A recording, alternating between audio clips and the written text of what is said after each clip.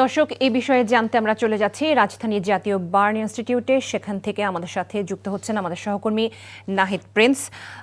নাহিদ, এখানে কতজন ভর্তি আছেন এবং তাদের অবস্থা সম্পর্কে কি বলেছেন চিকিৎসকরা? তারা বলেছেন যে 44 জন বার্নে ভর্তি আছে। এছাড়া বাইরের যে হাসপাতালগুলো রয়েছে সেখানে আরও 44 জন, মোট 88 জন ভর্তি রয়েছে বিভিন্ন হাসপাতালে।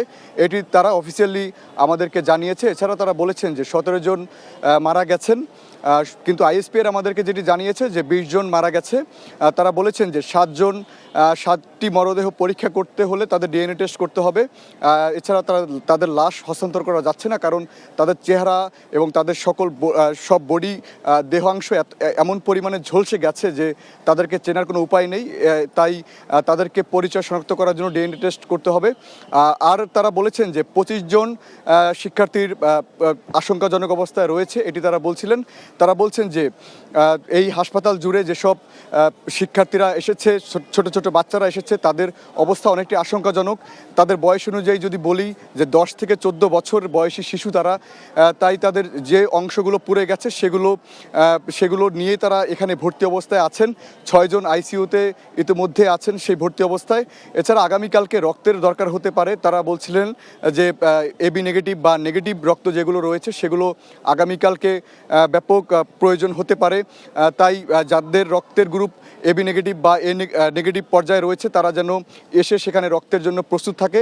এছাড়া সকল ধরনের প্রস্তুতি কিন্তু নেওয়া হয়েছে। কিছুক্ষণ আগে দেখেছিলাম যে সেই আরও যে প্রক্রিয়া রয়েছে, যে বার্ন মুক্ত করার জন্য যে প্রক্রিয়া, সেটি সম্পন্ন করার জন্য এভার কেয়ার হাসপাতাল থেকেও ডাক্তার সহ আরও কিছু আনা হয়েছে।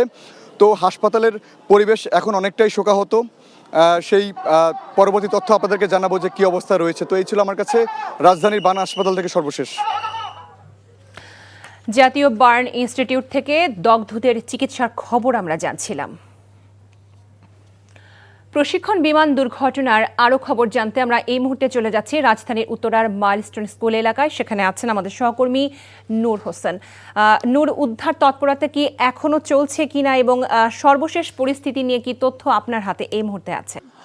লোপা, রাত ঠিক 9টার দিকে বিমান বাহিনীর সদস্যরা যেই বিমানটি বা যে ফাইটার জেটটি, প্রশিক্ষণ ফাইটার জেটটি এখানে বিধ্বস্ত হয়েছিল, যেটির কারণেই দুর্ঘটনাটি ঘটে, সেটির যে ধ্বংসাবশেষ ছিল সেগুলো উদ্ধার করে এখান থেকে নিয়ে যান।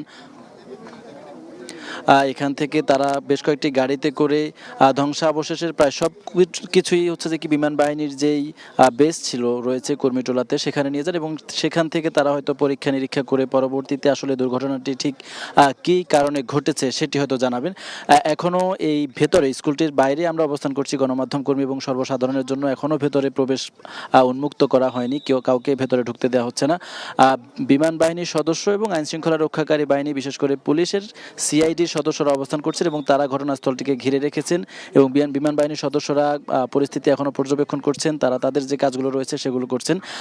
ফায়ার সার্ভিসের পক্ষ থেকে অনানুষ্ঠানিকভাবে তাদের যেই উদ্ধার অভিযান, উদ্ধার তৎপরতা, সেটি তারা সমাপ্ত করে রাত 8টার দিকে এখান থেকে চলে যান। তাদের যেই ইউনিটগুলো রয়েছে সেই ইউনিটগুলো নিয়ে তারা এখান থেকে চলে যান। তবে আনুষ্ঠানিকভাবে তারা এখানে সর্বশেষ কোনো ব্রিফিং করেননি, যার কারণে আমরা ফায়ার সার্ভিসের পক্ষ থেকে যেটি বলা হয়েছিল এর আগে সেটি জানি, কিন্তু আনুষ্ঠানিকভাবে উদ্ধার অভিযান থেকে শুরু করে সবকিছু শেষ করে দেওয়া হয়েছে কিনা সেটি এখনো বলা যাচ্ছে না। তবে আইএসপিআর এর পক্ষ থেকে বিমান বাহিনী এবং সেনাবাহিনীর সদস্য যারা এখানে ছিলেন তাদের অনেকের সঙ্গে আমরা কথা বলে যেমনটি জানতে পেরেছি, আগামীকাল সকালে আইএসপিআর এর পক্ষ থেকে সার্বিক বিষয়াদি নিয়ে একটি ব্রিফিং করা হতে পারে অথবা একটি প্রেস ব্রিফিং পাঠানো হতে পারে। সেখান থেকে আমরা বিস্তারিত জানতে পারবো আসলে ঠিক কী কারণে বিমান দুর্ঘটনা ঘটেছে এবং এছাড়া উদ্ধার অভিযান থেকে শুরু করে বিমানের যে এই ফাইটার জেটটির যে ককপিট ছিল সেগুলোতে কি পাওয়া গেছে, কি তথ্য ছিল, সেসবও বিস্তারিত হয়তো জানাতে পারবো।